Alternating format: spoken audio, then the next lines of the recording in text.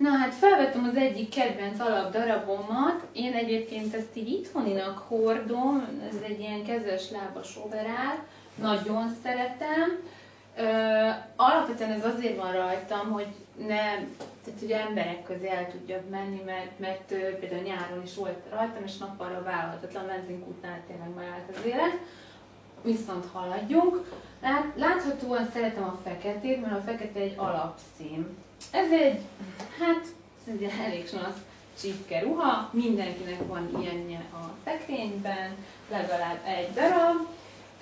Ez egy számomra nagyon kedves ruha, ugyanis nem valódi bőr, de ugye a hatásában azért érezhetően domináns ruha, és én szeretek dominálni, úgyhogy az is lehet, hogy ezt teszem föl, illetve hát van még egy, ami nagyon jó, hát még egy, szóval van pár, amit szeretek.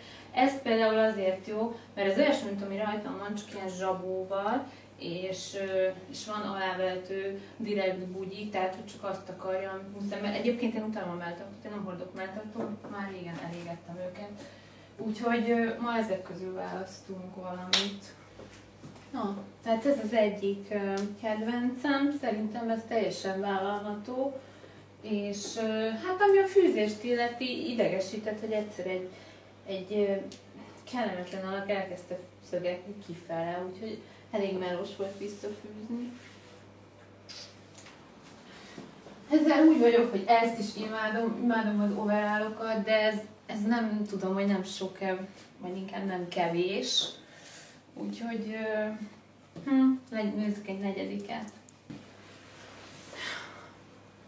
Ezzel még nagyon barátkozom, mert egy kicsit alternatívnak vélem, meg fura, hogy bő. Piros combcsizmával akarom felmenni, meg bőrcsekkivel. Úgyhogy lehet, hogy ebben megyek. Nagyon kíváncsi lennék a ti véleményetekre, mert érdekel, hogy akik velem szimpatizálnak, azok vajon ugyanazt a stílust követik-e, vagy hasonlóan öltöznének-e fel mondjuk, mint én. Úgyhogy kérlek titeket, hogy mondjátok meg, hogy jól döntöttem-e, illetve ha nem, akkor milyen változtatást eszközölnétek. Köszönöm, puszi!